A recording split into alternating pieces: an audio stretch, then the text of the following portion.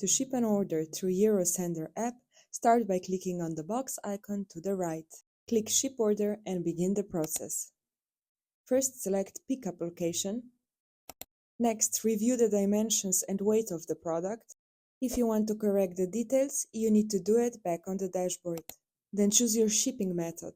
If available, we recommend selecting Priority, as it offers balance between speed and price. After that, choose a pickup date and select any add-ons or insurance you might need. In the final step, you will see the full overview of all details: pickup, delivery, dimensions, method, and price. Give everything one last check, and when you're ready, click Confirm. And that's it. Your order is officially shipped. Ready to make shipment even easier? Let's set up your general settings and automatic shipment. See you in next video.